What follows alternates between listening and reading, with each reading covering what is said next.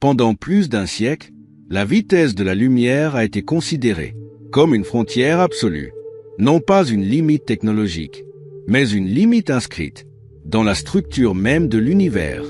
À cette vitesse, un rayon lumineux met plus de 4 ans pour atteindre l'étoile la plus proche de notre Soleil. Traverser notre galaxie demanderait près de 100 000 ans. À l'échelle humaine, ces distances transforment l'univers en une immensité presque inaccessible. Ce n'est pas le manque de volonté qui nous retient, c'est la physique elle-même. Mais la physique moderne ne décrit pas l'espace comme un décor figé. Elle le décrit comme une entité dynamique, capable de se courber, de s'étirer et de se contracter. Et c'est précisément dans cette nuance qu'une idée fascinante a émergé. Et si le voyage interstellaire ne consistait pas à aller plus vite, mais à modifier la structure de l'espace autour du voyageur, aucune particule ne dépasserait la vitesse de la lumière. Aucune loi fondamentale ne serait violée, mais la distance elle-même pourrait être transformée. Cette idée n'est pas née de la science-fiction. Elle provient directement des équations de la relativité générale. Depuis plusieurs décennies, des physiciens explorent théoriquement des solutions où l'espace-temps pourrait se plier, se contracter devant un objet et s'étendre derrière lui. Dans ce scénario, le déplacement ne vient pas de la vitesse, mais de la géométrie. Le voyageur resterait immobile dans sa propre région d'espace.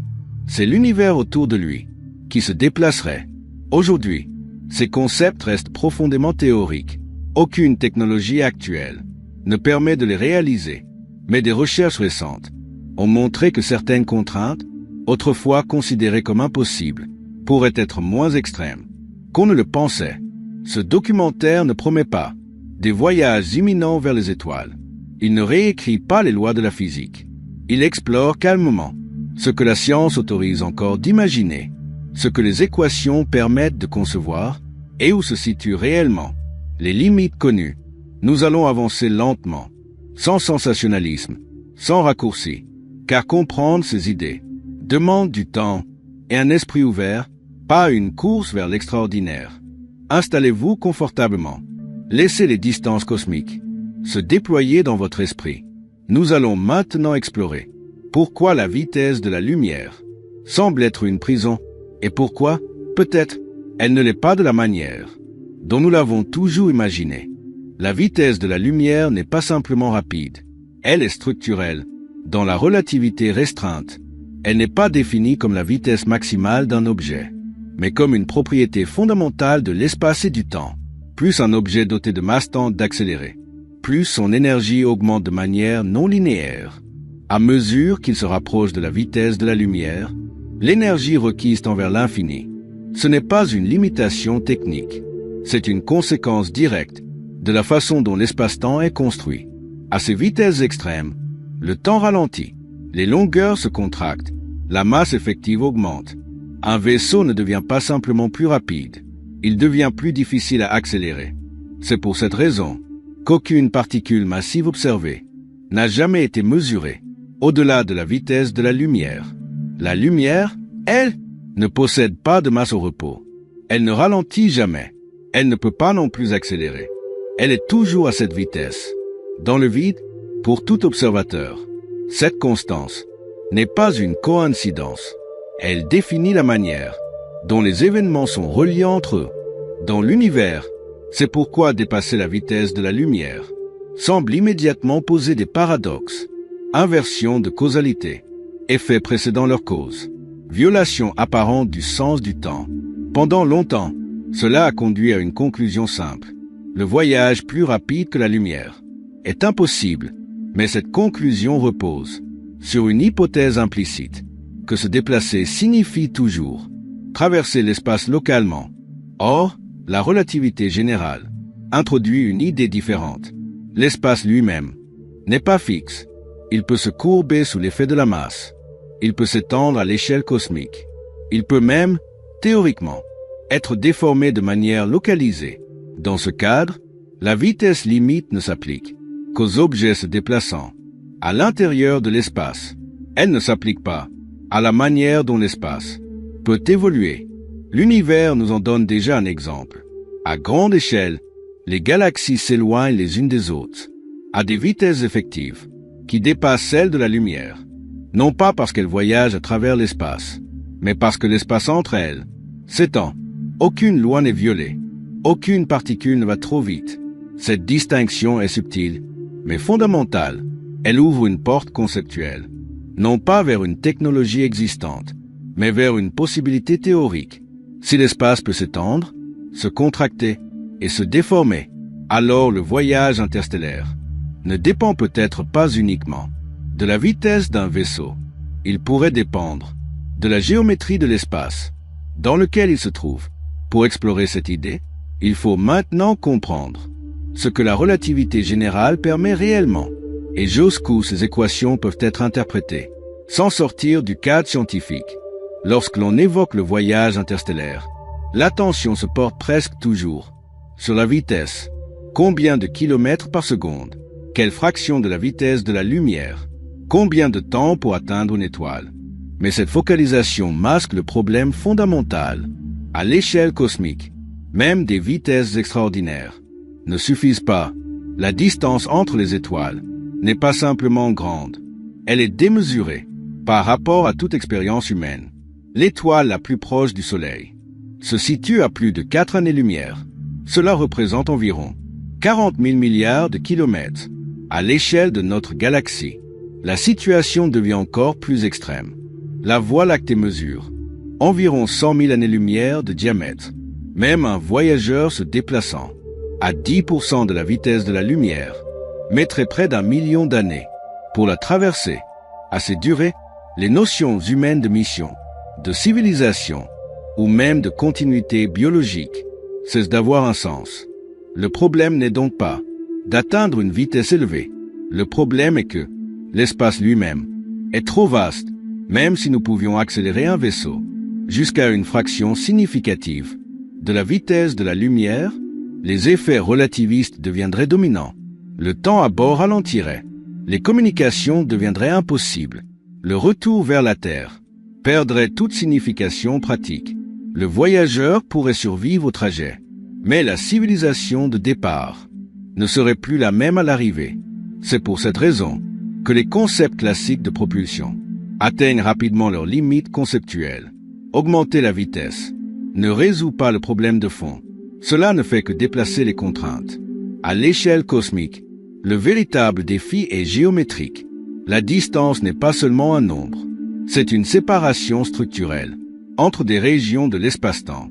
Et tant que cette géométrie reste inchangée, aucune amélioration progressive de la propulsion ne rend le voyage interstellaire véritablement accessible.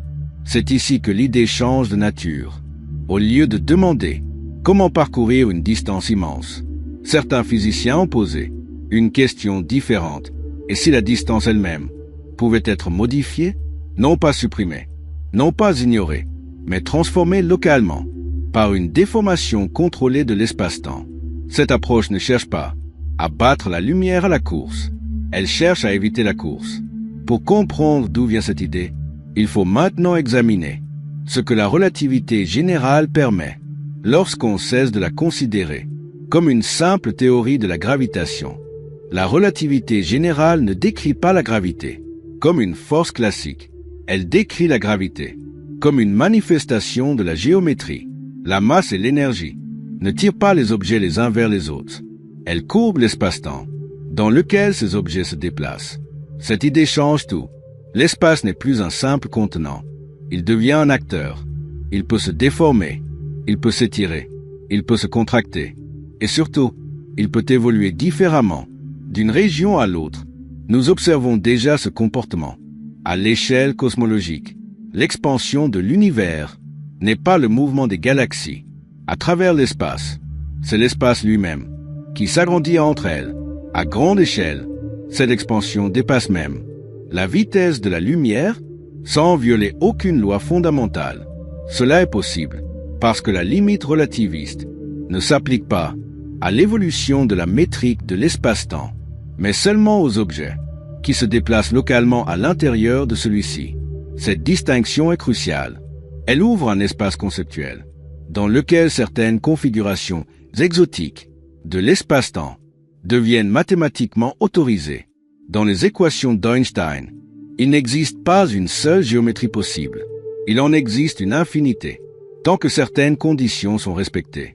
Certaines de ces solutions décrivent des trous noirs, d'autres décrivent des ondes gravitationnelles, et certaines, plus rares, décrivent des régions où l'espace se déforme de manière contrôlée. C'est dans ce cadre théorique qu'apparaît l'idée d'une région d'espace qui se contracte à l'avant et s'étend à l'arrière. À l'intérieur de cette région, un objet pourrait rester au repos par rapport à son espace local. Il ne se déplacerait pas à grande vitesse. Il ne subirait pas de dilatation temporelle extrême. Mais l'espace autour de lui, se déplacerait. Dans les équations, rien n'interdit formellement ce type de géométrie. La relativité générale ne dit pas que ces solutions sont réalisables. Elle dit seulement qu'elles ne sont pas interdites. Au niveau mathématique, c'est une nuance essentielle. Une solution théorique n'est pas une technologie potentielle. C'est une possibilité logique dans le cadre d'un ensemble d'équations. Entre les deux, il y a l'énergie, la stabilité et la cohérence physique. Mais avant d'aborder ces limites, il faut comprendre à quoi ressemblerait réellement une telle déformation de l'espace-temps, si elle existait. C'est ce que nous allons explorer ensuite, en examinant le concept précis, qui a attiré autant d'attention dans les discussions sur le voyage, au-delà de la vitesse de la lumière. Lorsqu'on évoque l'idée d'un voyage plus rapide que la lumière, dans le cadre de la relativité générale, un concept revient presque toujours, celui de la bulle de courbure. Il est important de comprendre immédiatement ce que ce terme signifie, et surtout ce qui ne signifie pas. Une bulle de courbure n'est pas un moteur, ce n'est pas un champ de force, ce n'est pas une technologie existante, c'est une solution mathématique, des équations d'Einstein décrivant une géométrie particulière de l'espace-temps. Dans cette solution, une région finie de l'espace est entourée par une déformation spécifique. L'espace se contracte à l'avant de la région et s'étend à l'arrière, à l'intérieur de cette région, souvent appelée bulle. Un objet pourrait rester pratiquement immobile par rapport à son environnement local. Il ne se déplacerait pas à grande vitesse. Il ne franchirait aucune limite relativiste locale. Il suivrait une trajectoire temporelle normale. Mais vue de l'extérieur, la bulle elle-même se déplacerait à travers l'espace, à une vitesse effective arbitrairement élevée. Cette vitesse n'est pas celle d'un objet matériel, c'est celle d'une structure géométrique. C'est ici que réside la subtilité fondamentale. La relativité interdit qu'un objet massif traverse l'espace local plus vite que la lumière. Elle n'interdit pas que l'espace lui-même change de forme et d'étendue. Mathématiquement, la vitesse apparente d'une telle bulle n'a pas de limite stricte. Elle peut dépasser la vitesse de la lumière, sans créer de contradiction interne dans les équations. Cependant, ces solutions théoriques reposent sur des conditions très spécifiques. La géométrie de la bulle nécessite des distributions d'énergie extrêmement inhabituelles. En particulier, elle requiert des régions où la densité d'énergie effective est négative par rapport à certains observateurs. Ce point est crucial. Dans la physique classique, l'énergie est toujours positive. Dans certaines théories quantiques, des effets locaux d'énergie négative peuvent exister, mais uniquement à des échelles infimes et pour des durées extrêmement courtes. Aucune observation expérimentale ne montre l'existence de grandes quantités d'énergie négative, stable et contrôlable. Sans cette condition, la bulle de courbure ne peut pas être maintenue. De plus, la stabilité de ces solutions est loin d'être garantie. De nombreuses analyses montrent que de petites perturbations pourraient faire s'effondrer la géométrie ou produire des effets gravitationnels violents. Il ne s'agit donc pas d'un plan technologique en attente. Il s'agit d'un cadre conceptuel qui teste les limites de ce que la relativité générale autorise. Ces modèles sont précieux, non pas parce qu'ils promettent un futur de voyage stellaire rapide, mais parce qu'ils révèlent jusqu'où nos théories peuvent aller, avant de rencontrer leurs propres contradictions. Pour aller plus loin, il faut maintenant examiner le véritable obstacle à ces idées, non pas la géométrie, mais l'énergie. Lorsque les physiciens ont commencé à examiner sérieusement les implications énergétiques des bulles de courbure, un obstacle majeur est apparu immédiatement. L'énergie. Pas simplement une grande quantité d'énergie, mais une forme et une distribution d'énergie qui dépassent de loin tout ce que nous savons produire, stocker ou contrôler. Les premières estimations, basées sur des solutions idéalisées, des équations d'Einstein, indiquaient des besoins énergétiques comparables à la masse énergie d'objets astrophysiques entiers. Dans certains calculs initiaux, l'énergie nécessaire pour maintenir une bulle de courbure aurait été équivalente à la masse de Jupiter, convertie entièrement en énergie. Ce chiffre n'est pas symbolique. Il souligne l'écart immense entre une possibilité mathématique et une réalité physique exploitable. Par la suite, des travaux plus récents ont cherché à réduire ces exigences en modifiant la géométrie de la bulle, en la rendant plus fine, moins symétrique, ou en limitant la région active de courbure. Certains modèles ont montré que l'énergie requise pouvait être réduite de plusieurs ordres de grandeur. Mais même dans ces scénarios optimisés, les quantités restent colossales.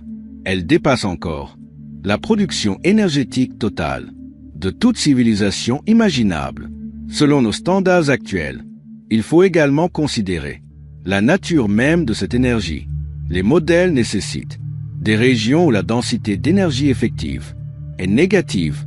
Dans le cadre de la théorie quantique des champs, des effets comme l'effet Casimir montrent que des densités d'énergie négatives peuvent exister localement, mais ces effets sont minuscules.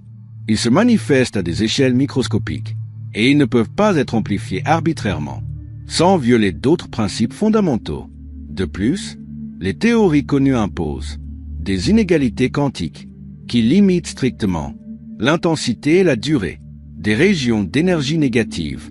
Ces contraintes ne sont pas technologiques, elles sont théoriques, même avec une maîtrise parfaite des lois physiques connues.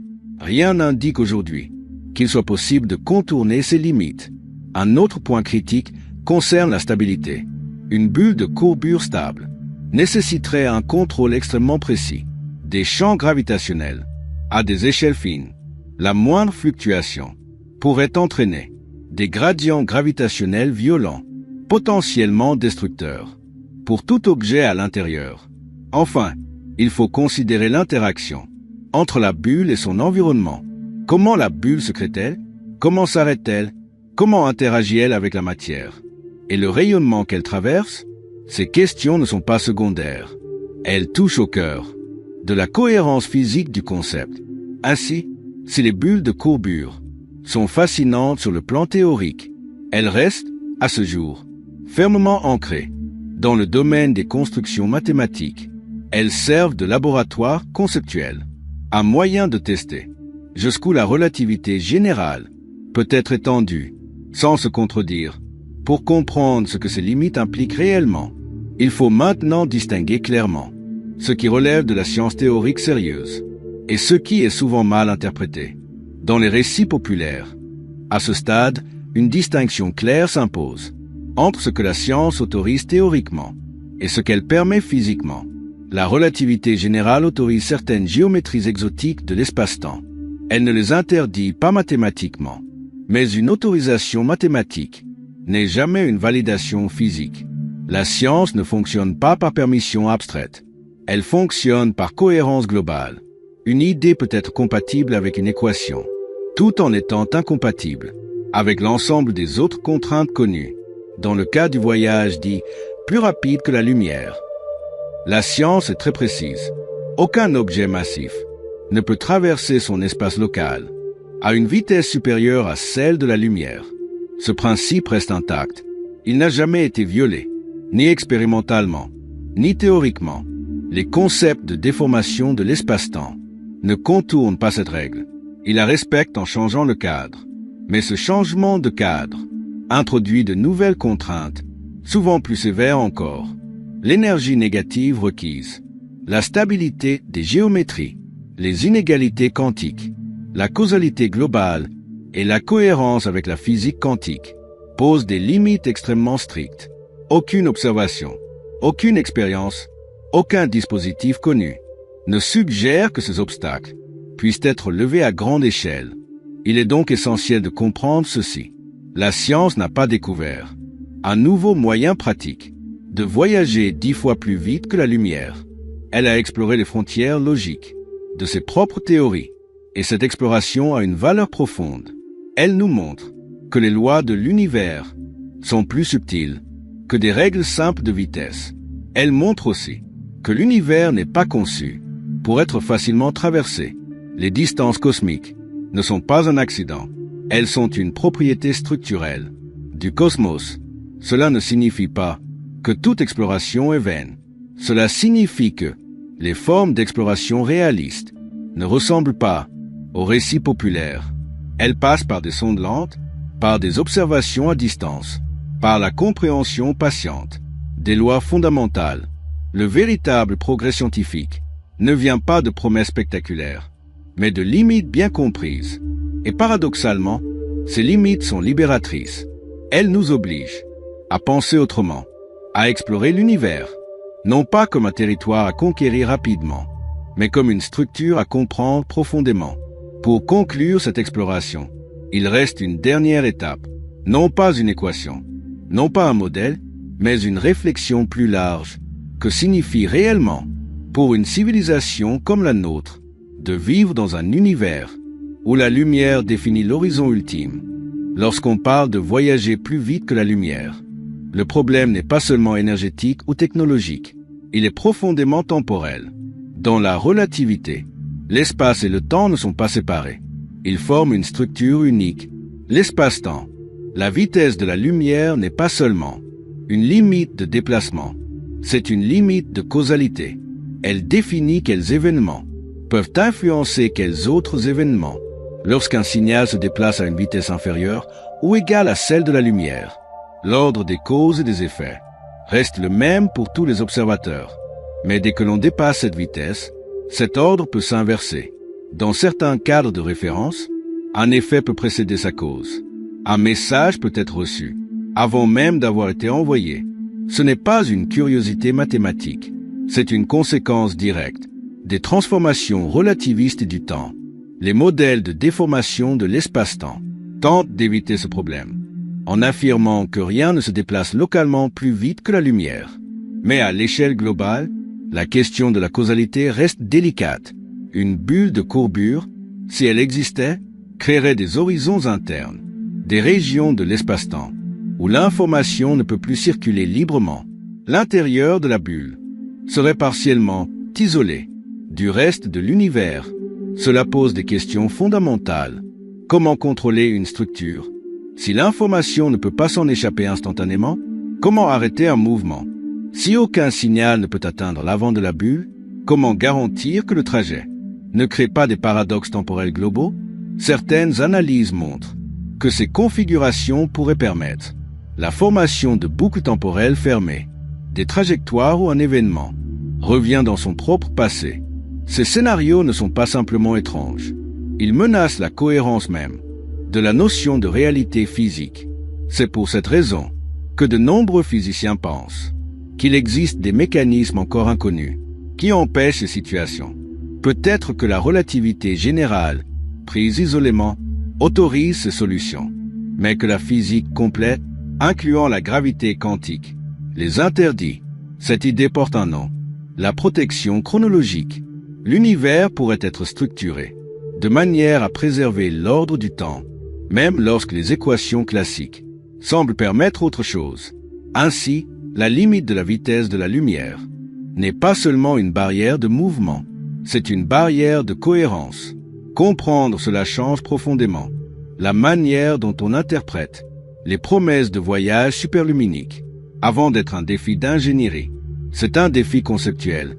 Lorsque l'on accepte pleinement les limites imposées par la physique, une chose devient claire. L'avenir de l'exploration spatiale ne ressemblera pas au récit de voyage rapide entre les étoiles. Il sera plus lent, plus indirect et paradoxalement plus profond. Les contraintes de la vitesse de la lumière nous obligent à repenser ce que signifie explorer.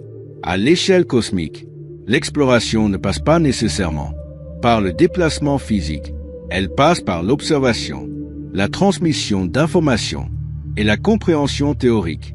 Déjà aujourd'hui, nos instruments voient plus loin que tout vaisseau ne pourra jamais aller. Des télescopes comme James Webb explorent des régions de l'univers situées à des milliards d'années-lumière, sans quitter l'orbite terrestre.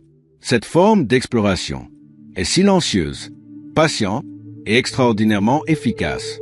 Même pour l'exploration interstellaire locale, les scénarios réalistes reposent sur des sondes autonomes, des missions de très longue durée et des trajectoires lentes mais stables.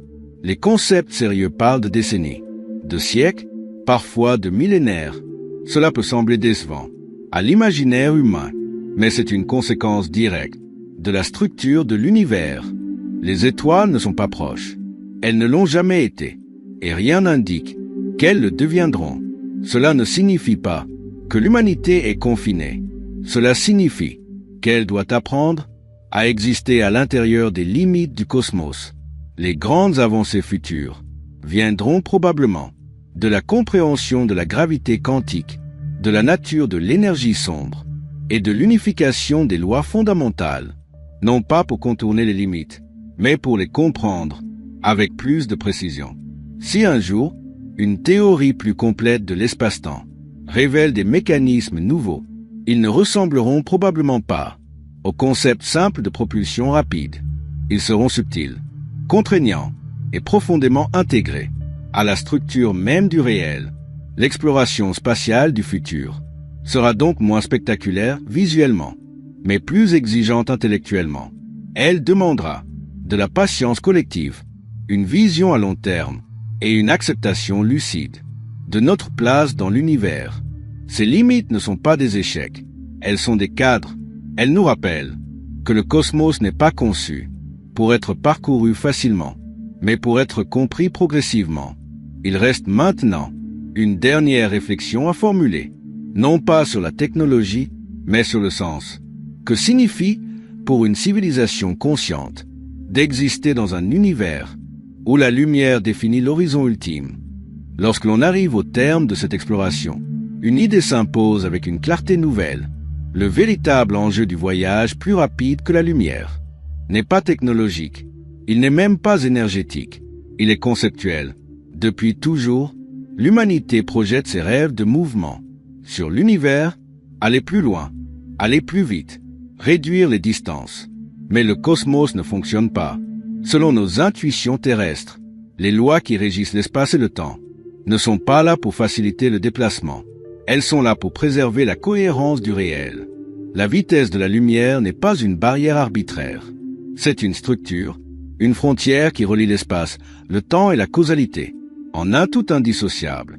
Les théories modernes montrent que l'univers est plus flexible que nous ne l'imaginions autrefois. L'espace peut se courber, le temps peut se dilater, la géométrie peut évoluer. Mais cette flexibilité n'est pas une invitation à l'illimité. C'est une complexité profondément contrainte. Les concepts de déformation de l'espace-temps nous apprennent quelque chose de fondamental. Non pas que le voyage superluminal est à portée de main, mais que nos théories sont suffisamment riches pour tester leurs propres limites. Elles nous montrent où la relativité générale commence à dialoguer avec la physique quantique, où l'énergie, la causalité et la stabilité se rencontrent. À chaque fois, l'univers semble nous dire la même chose. Il n'interdit pas l'imagination, il exige la cohérence. Dans ce cadre, le futur de l'exploration spatiale n'est pas un futur de raccourcis cosmiques, c'est un futur de compréhension profonde. Nous explorons l'univers en observant sa lumière ancienne, en décodant ses ondes gravitationnelles, en étudiant ses particules, en raffinant nos modèles. Nous n'irons peut-être jamais physiquement vers les étoiles lointaines, mais nous continuerons à les comprendre avec une précision croissante. Et cette forme d'exploration est loin d'être inférieure. Elle est, en réalité, la plus adaptée à la structure du cosmos. L'univers n'est pas fait pour être traversé rapidement. Il est fait pour être compris lentement. Cette lenteur n'est pas une faiblesse. C'est une invitation à l'humilité, à la patience, à la profondeur. Comprendre les limites de la vitesse de la lumière, ce n'est pas renoncer au futur. C'est accepter le réel tel qu'il est et construire nos rêves à l'intérieur de ces lois, plutôt que contre elles. Si ce documentaire vous a aidé à voir la science non pas comme une promesse spectaculaire, mais comme une exploration rigoureuse et apaisante, alors il a atteint son objectif. Prenez un moment, laissez ces idées se déposer. L'univers n'exige pas une réponse immédiate, il exige de l'attention. Si vous appréciez cette approche calme, scientifique et respectueuse des lois du cosmos, abonnez-vous à la chaîne. Ici, nous explorons la science, sans bruit inutile, sans promesses irréalistes, mais avec curiosité, précision et le temps nécessaire pour comprendre. À très bientôt pour une nouvelle exploration silencieuse des mystères de l'univers.